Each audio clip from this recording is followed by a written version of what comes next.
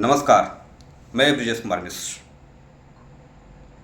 इस देश के संविधान के द्वारा देश के सभी नागरिकों को क्या समान अधिकार है,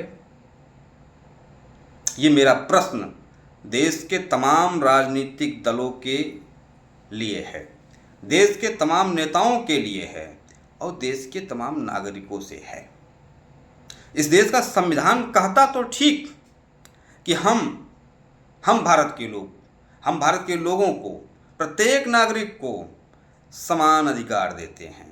किसी के साथ जाति के आधार पर, पंथ के आधार पर, लिंग के आधार पर हम भेदभाव नहीं करते, नहीं करेंगे और सबको समान अवसर देंगे आगे बढ़ने का।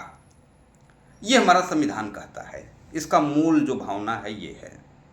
लेकिन क्या देता है, ये सबसे बड़ा प्रश्न है। झूठ है, इससे बड़ा झूठ कुछ है ही नहीं। इस देश में एक ही पद के लिए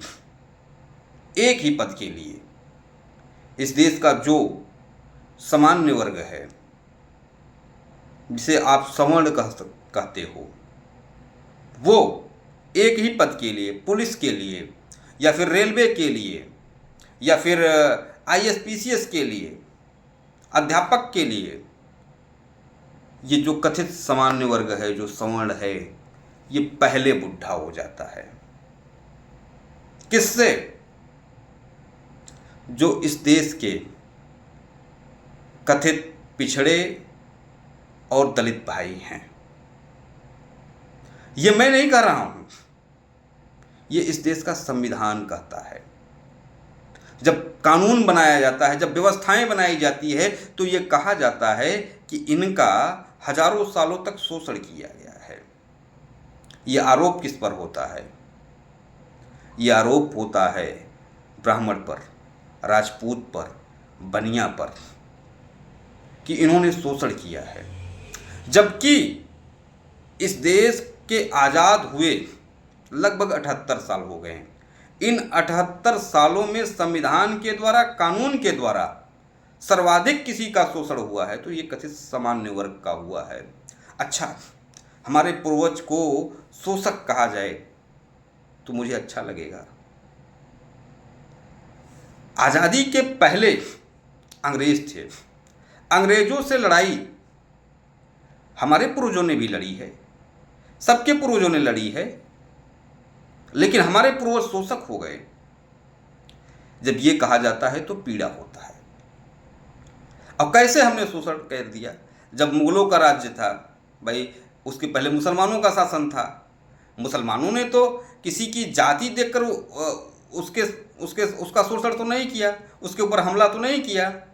मुसलमानों ने तो सिर्फ और सिर्फ सबको हिंदू मानकर कि ये सारे हिंदू हैं, ये काफिर हैं, इनका सफाया करना है। उन मुस्लिम आक्रांताओं का ये लक्ष्य था। अंग्रेजों का लक्ष्य था फूट डालो, राज्य करो। और वही अंग्रेजों का ही जो नीति थी, उसे आज के हमारे राजनीतिक दलों के नेताओं के द्वारा लागू किया जाता है कि कैसे हिंदू समाज को तोड़ा जाए, कैसे जातियों में विभाजित किया जाए। अच्छा, सामान्य वर्ग के साथ मैं नहीं कहता कि भाई हमें कुछ विशेष दे दिया जाए।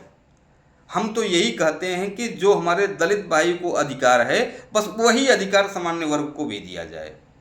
हम अधिक नहीं मान रहे हैं, लेकिन दुर्भाग्य ये है कि सामान्य वर्ग के साथ संविधान के द्वारा, कानून के द्वारा जो अन्याय किया जा रहा है, उसके खिलाफ बोलने के लिए एक भी राजनीतिक दल और एक भी नेता नहीं है।